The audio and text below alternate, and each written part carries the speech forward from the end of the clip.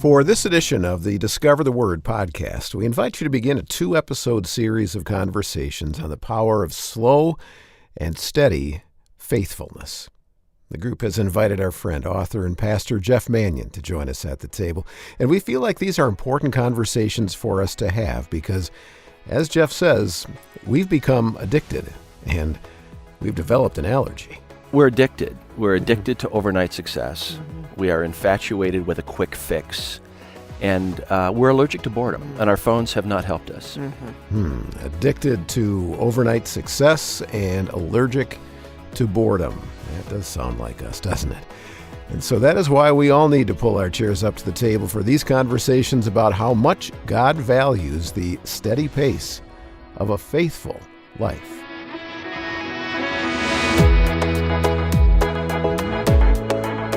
It is great to have you here for another episode of the Discover the Word podcast. Discover the Word is the group Bible study from Our Daily Bread Ministries, encouraging Bible engagement for life. Now, you have a regular group of study partners, but from time to time we also invite friends to join us at the table and walk with us through some things they've discovered and been impressed with as they've studied the Scriptures in their faith journey through life. And so that is the case for this 2-part study we'll be doing with author and pastor Jeff Manion. Now, Jeff's been with us before a number of times over the last 3 decades on Discover the Word. He was here in the 1990s and in the 2000s with Haddon Robinson and Alice Matthews and Mart. And then he was here with Mart and Elisa Morgan and Bill Crowder for this series in 2018. And we've always enjoyed having Jeff be part of these conversations, so we thought it was time for us to revisit this particular study. Because the idea of this series, called Dream Big, Think Small, has become what Jeff has called one of his most important life messages. Recognizing the power of slow and steady faithfulness in our relationship with God is huge. And so to begin, let's listen in as Mart and Elisa and Bill spend a little time catching up with our friend, Jeff Manion. Jeff, we've been waiting for you. Thanks for coming back. It's good to be here again. Yeah, we value these conversations. Yeah. I appreciate you taking time out of your busy jogging schedule and all the other things you got going on. I actually got to go out with a couple of friends and run this morning, so enjoy our state and the bike trails that we have, and just one of those blessings. Yeah, and our friends probably would like to know that you live next door. You're a neighbor here. I do. 8 minutes to get here today. Yeah. And he beat me by 7 seconds. I know. I saw him come flying down and the you're driveway. not 8 minutes. You're a little bit One of more, us had a yeah. yield sign, Mart. Was that on my side or on your side? Because I was confident when I went through that I either cut somebody off. You know what? I'm supposed to be hospitable, but it was on your side. Speak the truth in love, man. Yeah. Jeff, what do you want to talk about? I want to talk about slow and steady faithfulness and the power of moving in a positive, good direction for a really long time. Slow and steady is not that interesting, but it's beautiful. Not always when you watch it a day at a time, but when you see the effects. We don't focus on that very much. We focus on fast and furious. Well, we're addicted. We're addicted to overnight success. We are infatuated with a quick fix. And we're allergic to boredom, and our phones have not helped us. Why are you speaking in the we and our? This is a lot out of my own journey. I've pastored the same church. This is our 35th year at the same church. We've experienced over the years some sudden breakthroughs. We really have. But guaranteed, most of these sudden breakthroughs were bracketed by these lengthy periods of time where we were just chipping away and chipping away and chipping away. And so I've just learned to respect this: devote yourself to something good, devote yourself to something faithful, bring your best self again and again and again and again. And there will probably be a harvest, but you might not see it, right away. Yeah, Bill, can you relate to that in leading churches? Yeah, pastoring. Yeah, because pastoring really is more about the grind than it is the glory. Pastoring is hard work, but it's hard work because it's daily work. It's tedious work. You get up on Sunday and you tell them everything you know, and then you start over again on Monday. It's like the odometer goes back That's to zero right. Monday morning. You just start over. But to extrapolate, it connects to all of life. Yeah. We all have, pastors, you and I respect your work, but we all have these seasons, everyday seasons, where it looks like nothing's happening. Day after day after day. My grandson is now 3, but I remember an evening, it was a guy's night out, and not a bunch of guys at my house in, a man cave watching a ball game. I was at my son's house with my grandson. Our wives were off somewhere. And Alex made a pasta dish, and Preston, my grandson, is just shoveling this into his face. And it was a whole body experience. It was in his hair, some of it got into his mouth. And then, Alex picks him up at arm's length and walks him into the bathtub for a ritual of cleansing. And then wrestle this little guy into his, footed pajamas and then try to get him to go to sleep. And that night I just realized this ritual of dinner, bath, bed, dinner, bath, bed, dinner, bath, bed, dinner, bath, bed. Again, that's not pastoral ministry. That's just parenting. It is. It's like, how many times will they enact this evening ritual? And you go, it's not flashy, it's not remarkable, but it's good. You end up with having more of a stable home and a structured environment for a child to grow up in. So I agree, ministry, it's every week. But parenting, parenting grade school kids, you get them up, you get them dressed, you get them fed, and then you send them off. And what's the next day like? You get them up, you get them dressed, you get them fed, and you send them off. And there's what I would call a holy redundancy, where my belief is that often we arrive at living truly great lives, not by doing great things, but by doing good things repetitively. I think that's a hard one. It is hard. It's overlooked, I think. And Well, the it's hard value because you don't live in the midst of the great things. You live in the midst of the ordinary things. It's hard to see what's at the end of the road. Yeah, the common thing, the familiar thing, the routine thing, the habitual thing that you're talking about. We kind of go to sleep on that or get tired of that. Well, Mart, that's why we say faithfulness is a quiet virtue. It just doesn't make a lot of noise, but it quietly serves and loves and leads. And so I'd love to turn our attention to a proverb of Solomon, part of the wisdom of King Solomon. And it's what I've learned to call ant power. Ant, like A-U-N-T. No, like A-N-T, like the small insect, The couplet, that is the two-line proverb, is just, ants are creatures of little strength. Where are you? This is Proverbs 30:25. All right. It's just, ants are creatures of little strength, yet they store up their food in the summer. Now, you can just run on to the next proverb, but if you think about that, imagine a dad back in Old Testament days, taking his young son out to an ant colony, out to an anthill, and just kind of kneeling down and just saying, hey, watch this with me. And there's this train of ants into the hill and then out of the hill and into the hill and out of the hill. And just the dad saying to his son, we will be like the ants. Oh. And it's an agrarian culture where you might be 2 bad harvests away from financial disaster. Yeah. And so an agrarian would be what? Agricultural, where you're highly dependent upon crops. A life revolves around your harvest, and life revolves around your herds. You know, how many goats you have, the condition of your goats, the condition of your sheep, the condition of the wall that surrounds your vineyard. And it's not displaced like there's just people providing. You're often the person doing the work. Correct, right. correct. You don't go to the grocery store and take the fruits of someone else's everything's labor. local. There is no global component here. Right. And so this proverb, Proverbs 30:25, ants are creatures of little strength, yet they store up food in the summer. That's not about ants. That's about families. You know, this is a teaching tool for your children who are deeply connected to your financial future on this little family plot of land. And so the ant power for a family would be, son, every day we get up and we inspect the flocks. Are any of the lambs injured? And any of them need special care? Whenever we walk past the stone wall, we see what stones have fallen down to lift them back up. We pull weeds. But it's this over and over, back and forth, day after day. And the proverb points to the survival of the colony. Ants are creatures of little strength, yet they store up food in the summer so that when the winter comes and there's just not that available, they will have this stock, this storage, this pantry. I'm trying to get the picture of the father with the son over the anthill. I know, First of all, it's sweet. not fire ants, I guess. But what does the father want the son to see? How do you get that out of watching ants?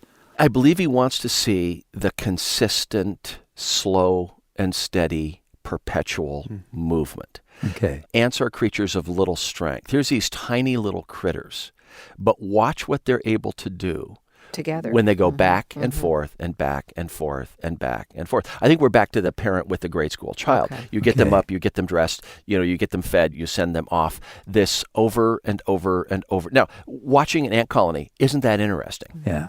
Sometimes it is when you see them carrying leaves or some bits of food back to the, because it's like, oh, good night. And sometimes they team up doing it to carry something Right, and heavier. they're dragging something back to the But it is colony, to the boring hive. and it's slow and it's easy to overlook. It's like, Jeff, you're trying to shine a spotlight on something that's so easy to miss. I mean, who could even see an ant unless you're intentionally looking for it? But I think it's so interesting because you keep bringing this back to a family situation, a community situation. You guys both used plural pronouns. I think it's really interesting that it says the ants, not the ant. It doesn't say the ant is a strong insect. It says the ants are. It's all in the context of the group and the collective. Well, Bill, in our culture, often our kids go off to school and then move to another part of the city or another part of the country. In this culture, your Social Security really was the work ethic of your child because families lived in intergenerational communities, which might include parents, their kids, their parents, maybe even a great-grandparent. And so in our culture, we go, listen, you better make wise decisions or you could suffer for it. And in this culture, saying, if you make bad decisions, we could all suffer for it because of how interconnected and dependent we are. So that's the idea of storing up food, right? Yeah, storing up food for the future. The slow and steady aspect here, Elisa, you said, it's slow and it's boring. There is something about bringing ourselves to something that is really good. But when we do it again and again and again and again, almost by definition, it's just not that interesting anymore. Many of the best things that we arrive at in life or achieve, they just take time. This ant power, it's good, but it's slow and it's steady and it's redundant. And I think it's beautiful when we see it in action.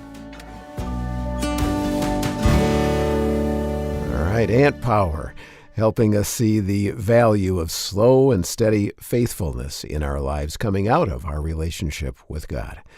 Well, we're just in the beginning stages of a study called Dream Big, Think Small, where we're going to be talking about how to live an extraordinary life by faithfully doing the ordinary, mundane things of life. Pastor and author Jeff Manion is our guest for this study.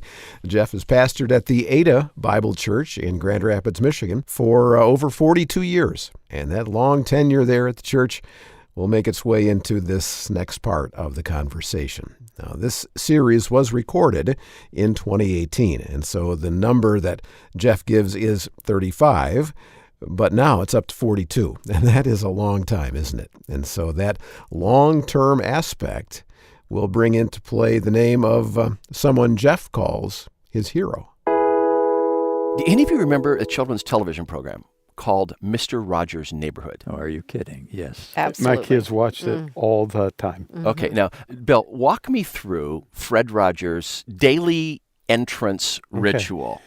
Well, first of all, he comes in the door. Yep. And immediately he starts singing, "It's a beautiful day in the neighborhood. A beautiful day for a neighbor. Will you be mine? Will you be mine?" Right? And as he's singing that, he's going through a bunch of stuff, right? Right? Right. He walks down the stairs, opens a closet door. Takes off his jacket. Yeah, suit jacket, yeah. Yeah, and puts on a sweater. Yeah. Elisa, you remember all this too? Yeah, cardigan. And then he goes over to the chair. Yeah. And he sits down and takes his dress shoes off and puts on tennis shoes, all the while singing, "It's a beautiful day in the neighborhood. Would you be mine?" And as he laces up his tennis shoes, he concludes a song, "Would you be mine? Won't you be my neighbor? Won't you please, won't you be my neighbor?" Yeah. I loved it. And I have to say, I didn't just watch it with my kids. I watched it. I sat in my little chair. Even as a mom, he just spoke to me. I felt so loved by Mr. Rogers. Okay, Fred Rogers went through that same entrance ritual for 33 years, 1968 to 2001, shortly before his death.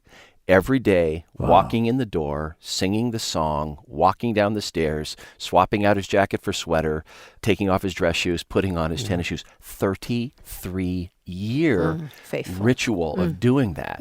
Now, this is my theory. And by the way, Mr. Rogers, Fred Rogers is one of my heroes because he stands to me as an example of consistency and faithfulness and bringing yourself, often in the same way and often to the same people, again and again and again. But my theory on it is that Fred Rogers knew that some of his viewers came from homes marked by consistency and structure, where alarm clocks were set. There was a parent in the house when you woke up. Someone was there to get cereal out and maybe to send you off to school. And chances are an adult was in the house during the evening, someone maybe to tuck you in and put you to bed. But many of his viewers came from absolutely unstructured, chaotic homes in which there was no real semblance of order.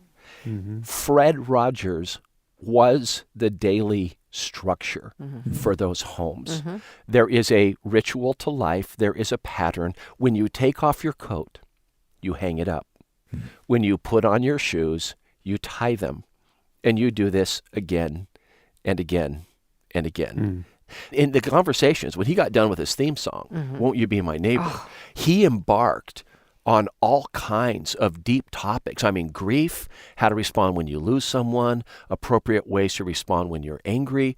It's like he knew the world was not a safe place. He truly was a great therapist. Yeah. And you might not even have thought of it, but if you sat there in your little chair and watched Fred Rogers for 30 minutes a day, you'd turn out so much healthier. Yeah, he had a background in faith too, didn't he? Yeah. Sure. He was an ordained Presbyterian minister. Yeah. And the Presbyterian Church ordained him to serve, to minister to families Isn't that something? through the medium of television. Yeah. Beautiful example of faithfulness, yeah. And consistency. And so in my journey, I've just had to ask those questions again and again. What's it like to bring myself, often in the same way and to often the same people, just again and again and again? Where does my redundancy prove life-giving for somebody else? You point out that Mr. Rogers did this for 33 years. How long have you been at Ada? This is starting our 35th year. Okay, so as a pastor, you have been giving yourself like that, right? Week in and week out and week in and week out. A lot has changed over 35 years. Yeah. It's now a church of size, and it started out with 25 people. And so the senior pastor role has changed. But I'm telling you, the teaching role, sitting every week for a number of hours to study the scriptures in order to stand up and speak, it's the same chair day after day after day after day. Sometimes, Bill, I think that we are allergic to boredom, and there is a lot to faithful living that is based on repetition and redundancy. And something I try to impress on my younger friends again and again and again is just, if everything has to be new and interesting all the time, you will probably miss out on your greatest opportunity for impact and influence. And so do interesting stuff around the edges of life.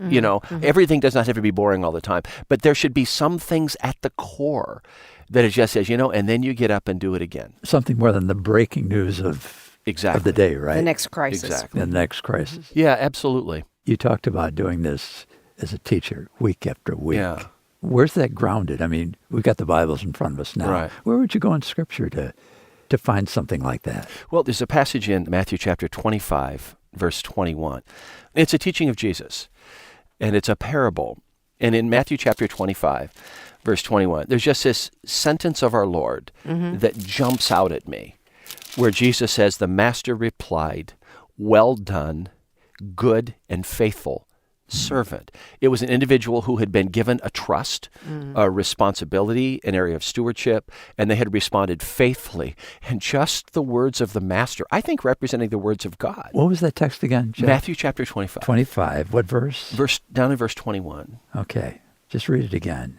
The master replied, "Well done, good and faithful servant."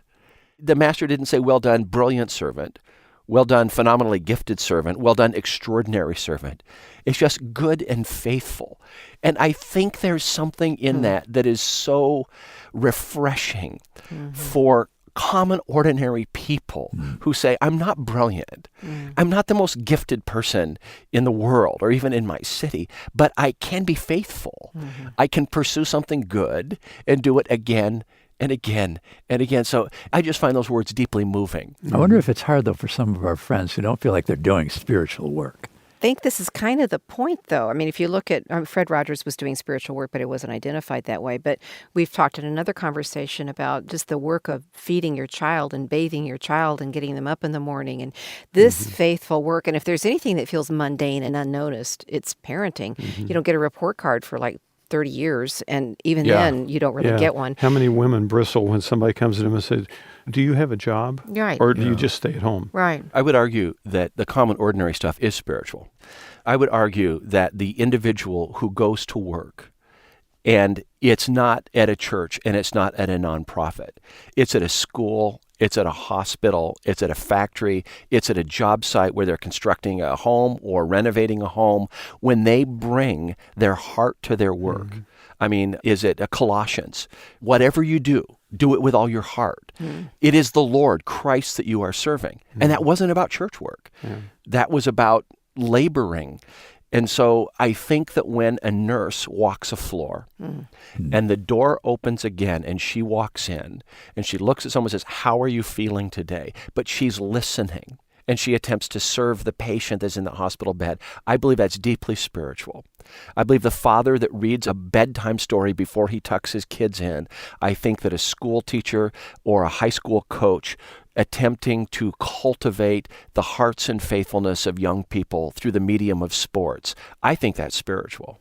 Anyone who does that for any reason? I would say that it is infused by a walk with Jesus, where you are able to give yourself to other people out of recognition of what Christ has given for you. In the best case, are you giving now? Because a lot of people would not approach it that way, or even a lot of followers of Christ would not necessarily be thinking that way. They would just be doing a good life, living a good life. Or just doing what's the next thing, what's in front of you. That's what I'm wondering. At what point does it really become spiritual? Yeah. In a healthy sense, not in a religious, churchy sense. Right. I would say that the individual who offers themselves to God in the morning as they move into their day, that just has a heart to say, God, here I am, I'm yours today. I wouldn't separate that as unspiritual. I would say there's something where the heart is offered in the service of others that is a beautiful, beautiful thing. In Matthew 25, these words from Jesus in the parable call the individual a good and faithful servant. Yeah. Does the servant word imply a connection to the master? Well, in tutoring his disciples, Jesus would say, the Son of Man did not come to be served, but to serve and to give up his life. Jesus, in tutoring his disciples, would tell them, the Son of Man, and that's what he called himself. That was a self-descriptor. The Son of Man did not come to be served, but to serve, and then to give up his life. And he's training them. And as he's looking at his 12, he's saying, this is part of the mission. We live and we serve. And I think that was modeled by Fred Rogers in the way he brought himself day after day after day in very much the same way, often to the same audience. You see, often I think we try to live extraordinary lives by doing extraordinary things. Sometimes I think we arrive at extraordinary lives through doing ordinary things faithfully. And I'll tell you what, that is an encouraging statement, that sometimes we arrive at an extraordinary life through doing ordinary things faithfully. And that really does state the big idea that we'll be pursuing over these 2 episodes of the Discover the Word podcast. And so now in the next segment, they're going to talk about a woman in the Bible who made a big impact in her community by doing seemingly insignificant tasks. And they're going to discover how God can use the small things in our lives to make a really big difference for him. They call it the Tabitha factor. This is what I want to call the Tabitha factor. Okay. The Tabitha factor is this. You can arrive at an extraordinary life through doing not extraordinary activity, but doing ordinary activity again and again and again and again. Yeah, and so do you have it, the Tabitha factor? Well, more on that after we take a short break. Well, I hope you are being encouraged by this series called Dream Big, Think Small with our friend Jeff Manion. Now, Jeff is my pastor. Our family has called Ada Bible Church our home for well over 35 years. Jeff's a great friend and has ministered to us in so many ways over the years. And I remember this sermon series and the book that grew out of it. Jeff has told me that this message about faithfulness is, he feels, one of the life messages that the Lord has given him. And so as we talk with Jeff about the surprising way to build a life of significance, I want to tell you a little more about the book he's written on this topic so that you can read it, and then, as we often do with books, pass it on to a friend. In Dream Big, Think Small, Living an Extraordinary Life, One Day at a Time, Jeff goes into more detail on these ideas of ant power and holy redundancy. Because most of us would agree that our lives, for the most part, aren't terribly exciting, and because of that, we feel like we're not really making that much of a difference. Well, I hope you'll check out Dream Big, Think Small, and discover how, as Jeff says, we can live an extraordinary life by doing ordinary things faithfully. We'll have a link to the book Dream Big, Think Small by Jeff Manion in our show notes for this week at discovertheword.org.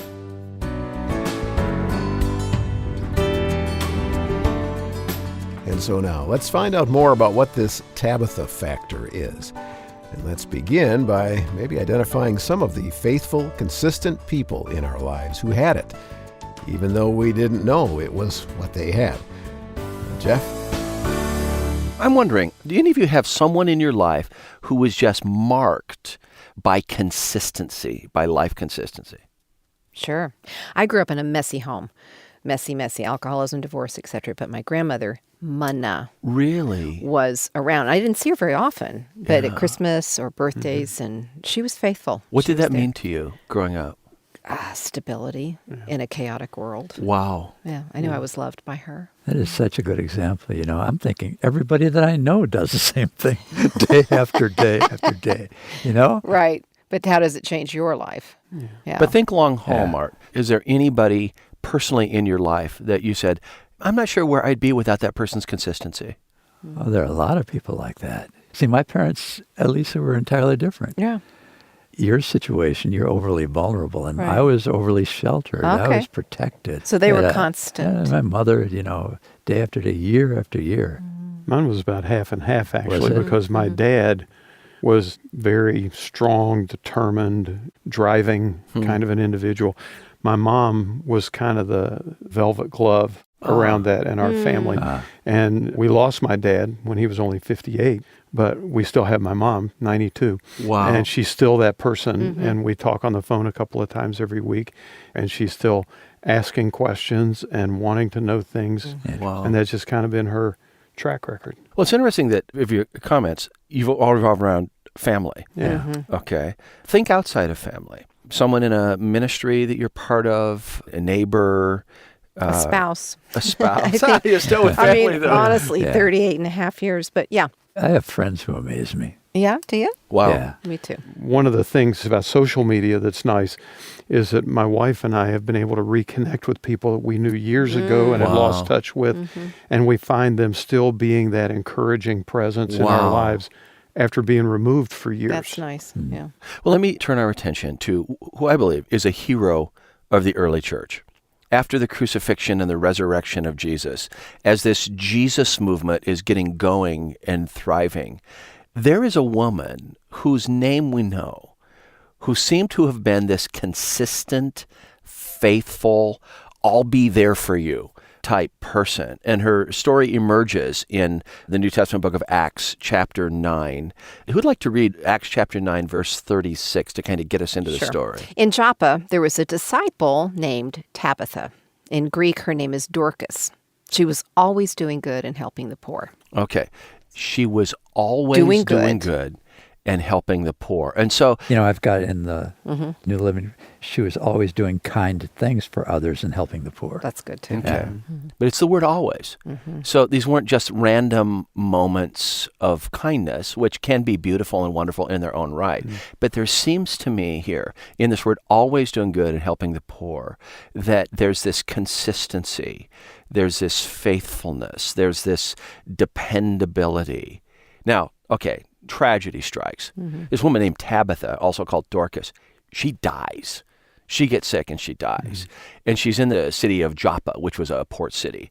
Now, the believers, they send some people off to get the Apostle Peter, who had been one of Jesus' disciples, to come to Joppa, where Tabitha is literally laid out in an upstairs room. Now, Peter can hear the mourning before he sees it, because in this room where Tabitha's body is laid out, it is like a widow's convention. As Peter walks up the stairs and into this room, he is immediately surrounded by widows, women who had lost their husbands, who do something very, very precious.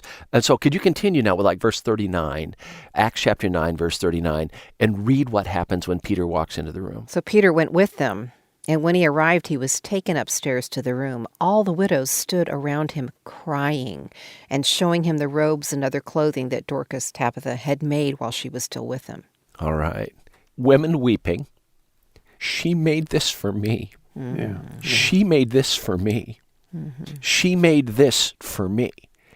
Now, there's the functionality of clothing, right? Now, Joppa's on the coast, and it can be warm in Israel, but in the winter, the wind can whip off the Mediterranean Sea. So I think the clothing probably meant warmth. Yeah. But beyond that, Provision, covering, status, value. feeling more beautiful.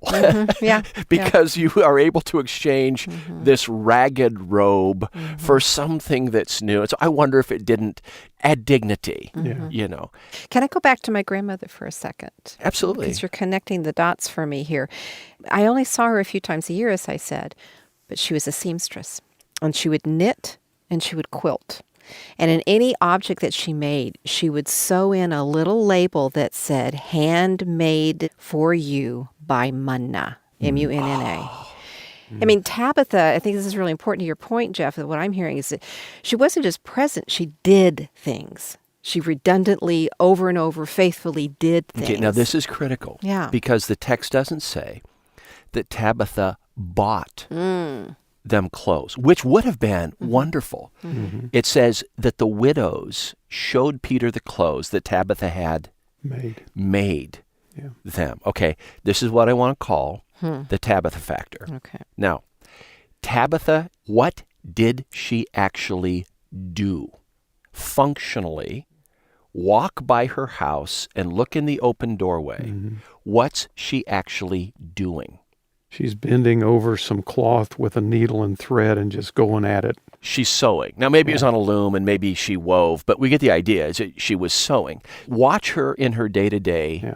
She's doing something absolutely unremarkable, even boring, sewing with needle and thread or with a loom day after day after day after day after day. Now, the Tabitha factor is this. You can arrive at an extraordinary life through doing not extraordinary activity, but doing ordinary activity again and again and again and again. In addition to dignity, I think it gave widows hope. Because in the land of the Bible, which was largely a man's world as far as opportunity was concerned, if you lost your husband and you had no living sons to take care of you that were of age, no adult sons, and if you didn't have a brother that was still alive, things could get really hard, really fast. And you could wonder, has God abandoned me? And when Tabitha is bringing you a robe, and it gives you warmth, and it gives you dignity, and it gives you hope, was it God whispering, I haven't forgotten you? And Elisa, as a little girl, with this garment that your grandma would make and sew into the tag, you know, what was the handmade for you? Handmade for you. By Munna.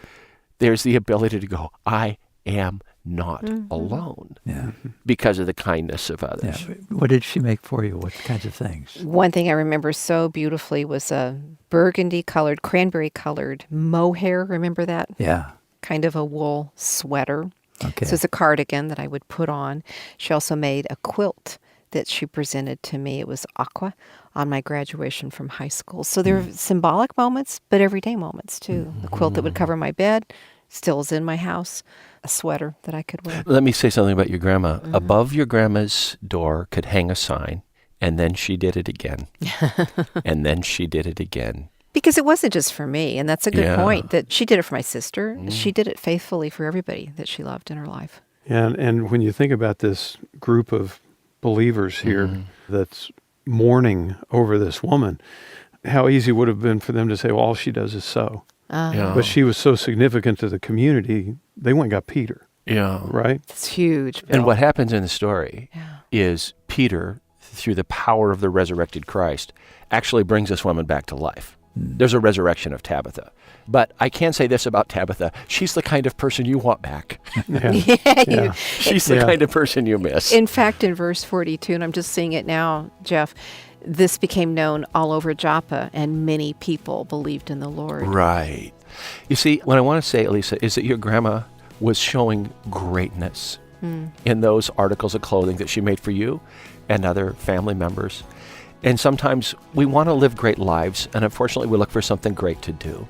Often we should be looking for something good to do, but then having the tenacity and the consistency to do it again and again and again. Yeah, the power of slow and steady faithfulness. Living an extraordinary life often starts with being faithful and consistent. It's not about doing something great once. It's most often about doing something good day in and day out, again and again, just like Tabitha. But the impact of the Tabitha factor, pretty significant. And so, do you think very often about how much of your life is spent doing the same things over and over and over again? For example, do you, for the most part, brush your teeth every morning?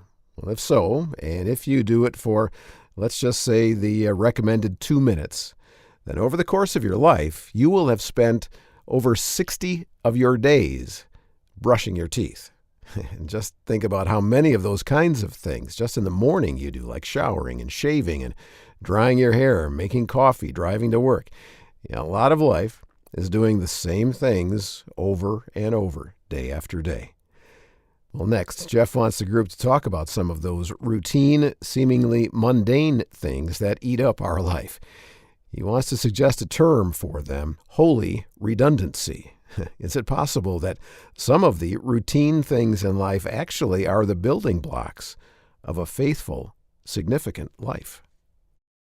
You know, I'm quite confident that all of life isn't interesting and new all the time. Oh, you're kidding. Well, that's an interesting and new thing. to me. Yeah, thank you.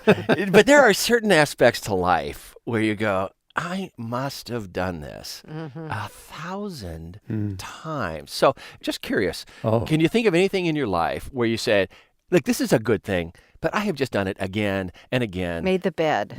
Oh, my goodness. I think about clearing the driveway in a Michigan winter, and sometimes you do it again and again and again and again In the on same weekend. day. Same weekend. You know what comes to mind? It's a very different thing, but I feel like I'm doing Monday over and over and over again. I feel like I'm doing Tuesday. I'm doing Sunday. Every day is Sunday. Do you ever feel that way? Like it's just the routine of it all. It feels like Bill Murray in Groundhog Day where you wake up and it's the same day all over again. Yeah. Going to the grocery store. I'm sorry, that's one of my most detestable jobs. It's always, Seriously. oh, I have to pick. Yeah, I know. My husband thinks it's so fun. And I'm like, you go. You go. Yeah. Some of the things that we do again and again and again are actually life-giving for other people. I'm thinking here, my family doctor, who unfortunately retires this year, but you're sitting in the room and the door opens and he walks in with the file and says, how are you doing today? And then he's got the 10 minutes or whatever. And I think, how many tens of thousands of times over the years, how many patients a year at a clip of 10 to 15 minutes apiece, day after day, year after year, and now for my family doctor, decade after decade. And so sometimes these things that are life-giving to other people, like medicine, require that a gifted person do something that they've done with Takes your blood pressure, repetition. looks in your ears, listens to your heart. Same thing. Same drill, same drill. And I would say the same thing is true for coaches, for teachers, for pastors. And in Bill's illustration, taking out the trash. Taking out the trash, Just imagine. Doing the driveway, mowing the lawn, raking. Yeah, it's the dailiness of it that makes it so wearying. I mean, the job itself isn't so bad. It's just Okay, after I rake the leaves, the wind's going to blow, and then I'm going to rake the leaves again. Okay, what I want to suggest is that some of our greatest impact in life, meaning serving others, leading others, and loving others, will often come through bringing ourselves in often the same way and often to the same people again and again and again. And I want to turn us to an illustration from the Old Testament of the Bible.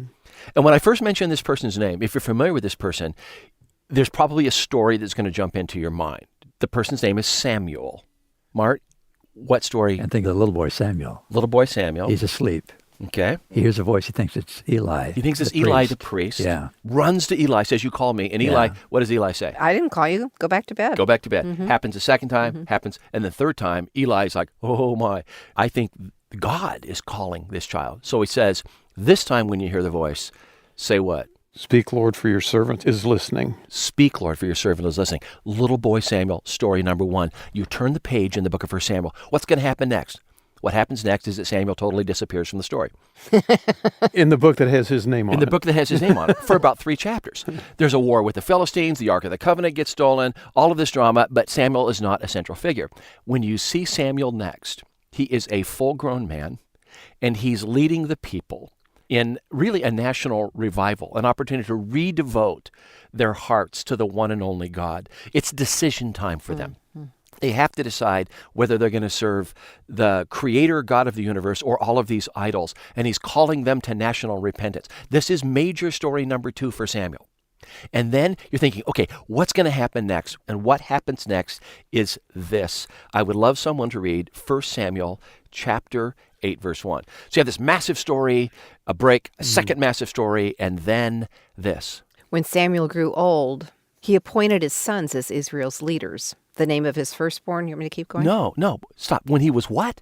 When Samuel grew old, he appointed his sons as Israel's leaders. And you go, what happened to this guy's life? Oh, suddenly he's old. All of a sudden he's old. Yeah. I mean, he hears from God as a child. There's one other big story, and when he's old. Now, many people are familiar with the story where Samuel anoints King David as the next, but he's pulled out of retirement to do that. When he's old, and you go, where did his life go? And the answer comes at the end of 1 Samuel chapter 7. And these are verses that are very easily missed or skipped. Someone read verses 15 and 16 of 1 Samuel 7, because this is where his life went. I got it. Now Samuel judged Israel all the days of his life, and he used to go annually on a circuit to Bethel and Gilgal and Mizpah, and he judged Israel in all these places. Bill, that's where his life went. Every year, he's covering a 3-city circuit: Bethel, Gilgal, and Mizpah. There's like this triangle: Bethel, Gilgal, Mizpah, Bethel, Gilgal, Mizpah. It's what I believe Samuel is doing when he's 32. I believe it's what he's doing when he's 46. I believe it's what he's doing when he's 59. And then comes the verse, Samuel is old, and he appoints his sons as judge. Where did his life go? It went to a circuit. And I think when he gets to a town, he is probably solving very difficult court cases. Someone has a grievance against a neighbor, and Samuel is required to step in and try to bring appropriate justice before this turns into a tribal war. Maybe he says, it looks like an altar to the god Baal is being built down the valley. None of you are involved in that, right? But he is on this circuit, Bethel to Gilgal to Mizpah, over and over and over and over and over. And the term that I've used to describe that is holy redundancy, where a life of impact is built, often in serving the same people, a little bit of variety, but it's the same roads, it's the same towns. The scriptures tell us that when Samuel died, all of Israel mourned. Now, when King Saul dies, David commanded the nation to mourn. But when Samuel dies, the nation goes into mourning because of what he had meant to them and the way he had attempted through this redundant circuit. Verse 17 takes it another layer. But he always went back to Ramah where his home was. Yeah. And there he also held court for Israel, and he built an altar there to the Lord. So I love what you're pointing out about this redundancy, but it included the daily. It included his home life, and it included the faithfulness and the redundancy, if you will, a holy redundancy in building an altar to the Lord there where he worshiped and honored God. So here's a question. It's called the Samuel Circuit. And very few of us will literally guide our lives around judging people in 3 different Not so much. geographies. I try not to. I try not to judge people in 3 different locales. I can do that. Yeah. But I think that most people who seek to live faithful lives end up having a circuit that often involves much of the same activity, day after day, week after week, year after year, whether that's as a writer, whether that's as a coach, whether that's as a parent, whether that's as an owner of a small construction company that builds spec houses, whether that's a factory worker, someone that shows up and cleans the church after the junior hires, the middle schoolers have been through the building on a Wednesday night. So, Bill, what would your circuit look like? It would look a whole lot like getting up at 5 o'clock in the morning, driving into the office, having my scripture time, starting with a blank sheet of paper and trying to figure out how to fill it up, and then going home and spending the evening with my wife and going to bed and getting up this next morning. And part of your life is life as a writer. Yeah. And it's probably marked by a high degree of sameness. Yeah. And not only do you look at the same computer screen or the same notepad, but you look at the same resource books, you look at the same walls, you look at the same chair, and all those things. It's holy redundancy. You find something good and life-giving for other people. And there's sometimes when you say, listen, this doesn't have to be hyper-interesting for me because it's life-giving for them. And I think here of moms and dads caught in a daily grind. I think of those that serve nonprofits, managers in companies where they attempt to bring themselves and lift and thank and encourage the employees, and you do it again and again. How about caretakers? And again. Oh, my goodness. That's amazing. When you're a caregiver for a loved one or just even for somebody that God's called you to be in their life, and they really are often in a situation where they can't even thank you or acknowledge you. Yeah. That's so holy and redundant. And my encouragement to our listeners is this. Stick with it. Know that holy redundancy, this sameness, it doesn't have to be interesting all the times, but sometimes when we bring ourselves again and again and again, that like the life and ministry of Samuel on this circuit, God can use it in powerful ways.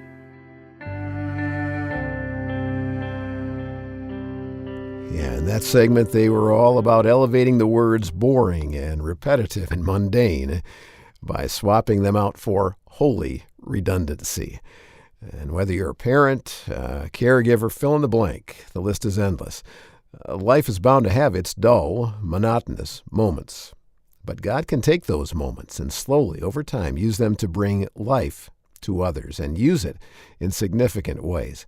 What did Jeff say earlier in this episode? Live an extraordinary life by faithfully doing ordinary things over and over and over again. Well, to wrap up the first part of this study called Dream Big, Think Small, they're going to discuss the power of gratitude. Now, it seems like there's no shortage of things for us to complain about in life. But if you really look at it, there's no shortage of things to be grateful for either. It all depends on your perspective. And so let's discover how being grateful can contribute to our ability to live a faithful life.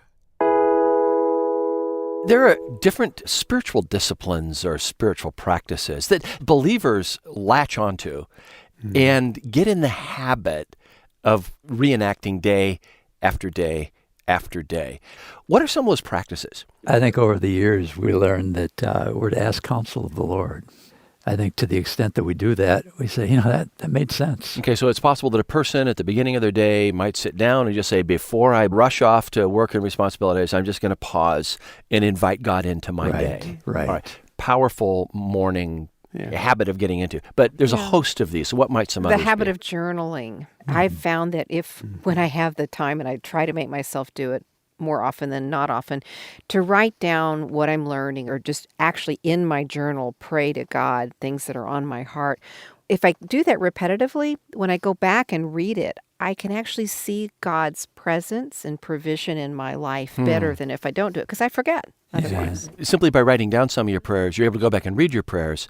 Praying in the car, that's awesome too, but it's hard to go back and see what you were thinking. Bill, do you got a small list, short Well, list see, for I'm us? stuck on habit. And the reason I'm kind of pushing back on this is because one of the things we've talked about before is it's real easy for positive spiritual disciplines to become formulaic. When I hear spiritual disciplines, on the one side I say there's great value to that. And the other side says, and there's great danger to that.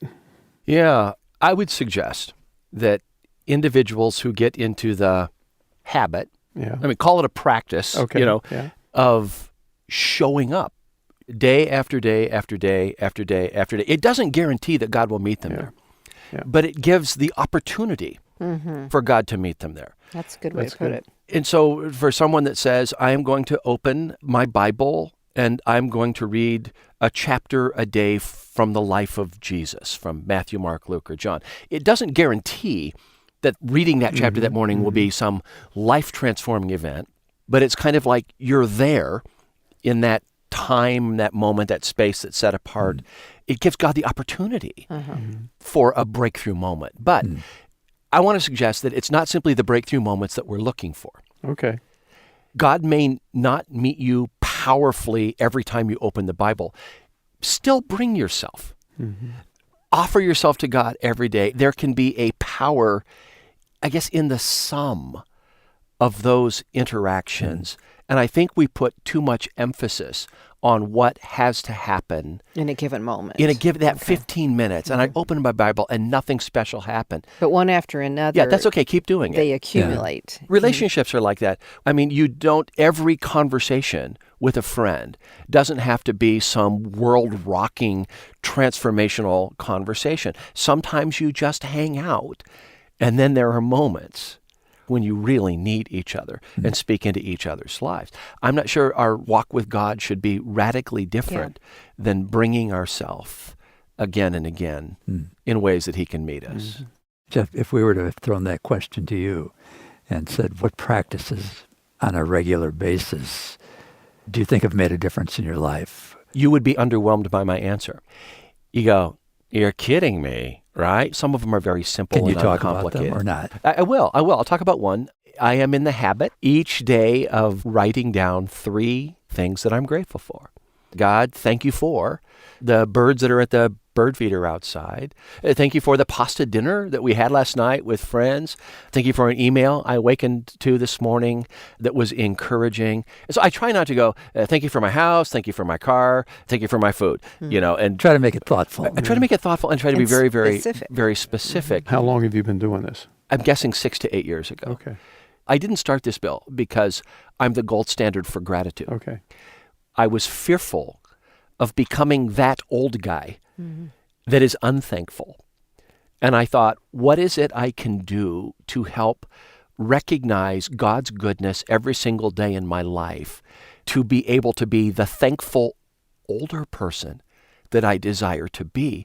I started this because I found myself increasingly being unthankful, and I wanted to reverse the tide of Well, that. I can relate to that. Sure. And it's been more recent than the last 6 to 8 years. I spent a Thanksgiving where I realized a couple of days later that I had not thanked God for anything Yeah. on Wow. that Thanksgiving. Wow. It was a Yes. rough holiday, Yeah. but it just stunned me.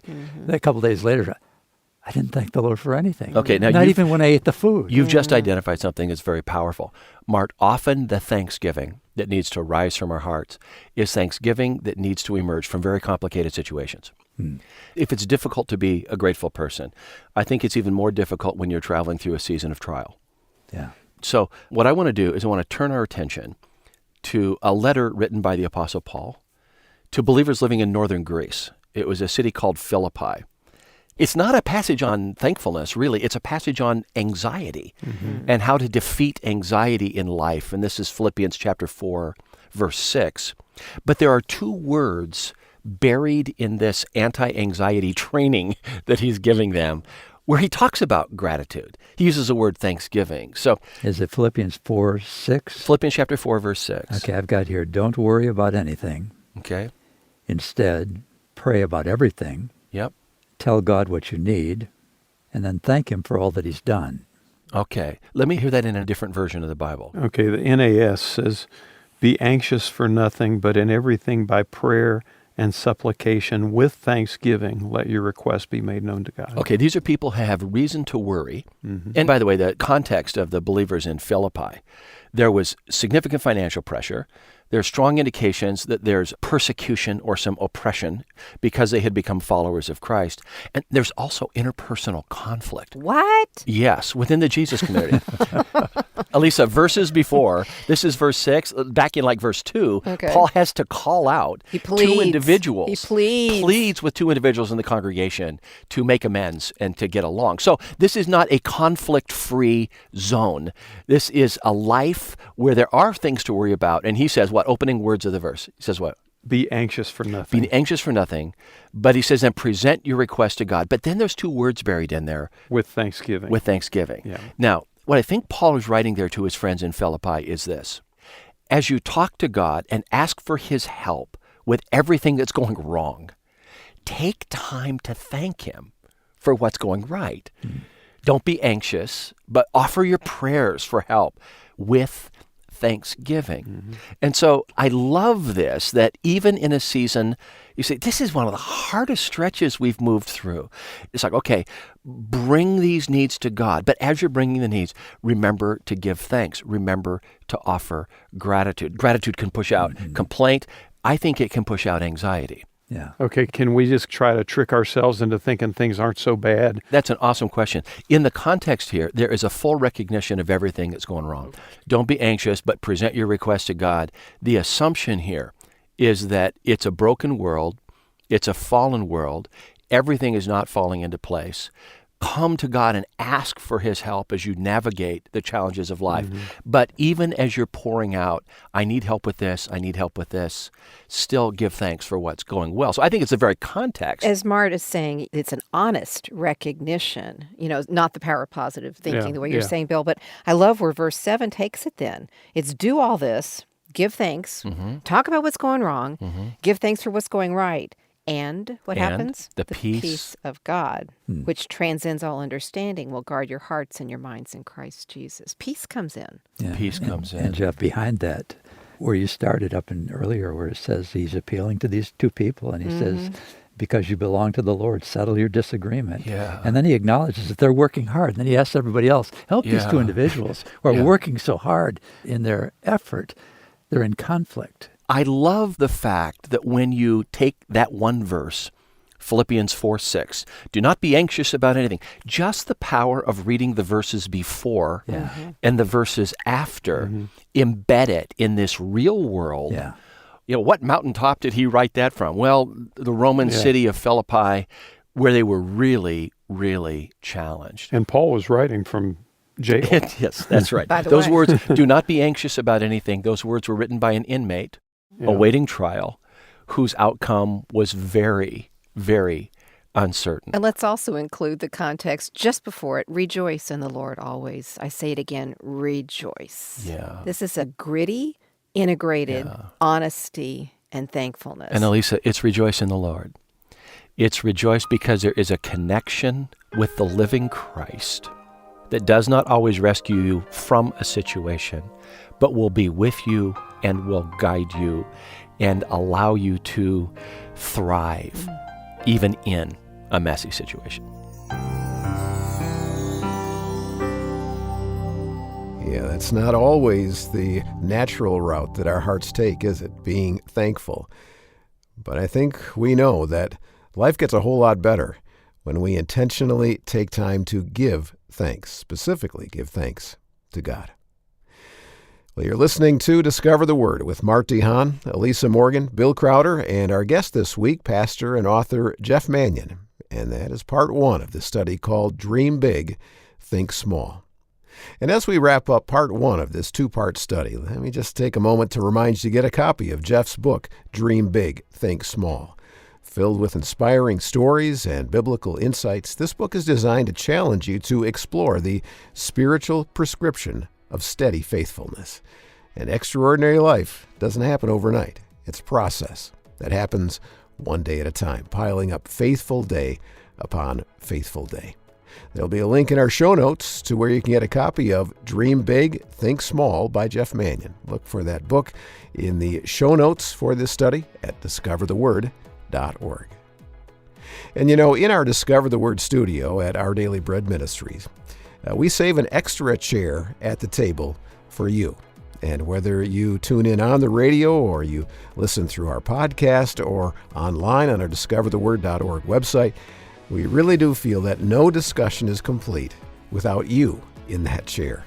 Our mission here at Discover the Word and Our Daily Bread Ministries is to make the life-changing story and wisdom of the Bible understandable and accessible to people all around the world.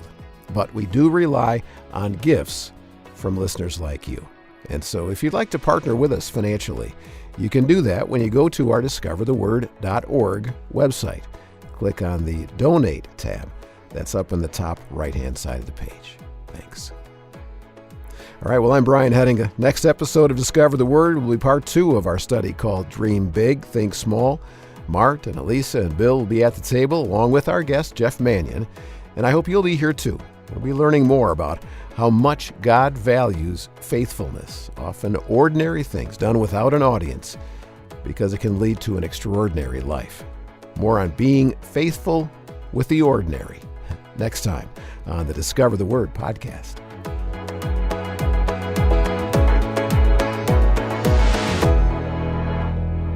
Discover the Word is provided by Our Daily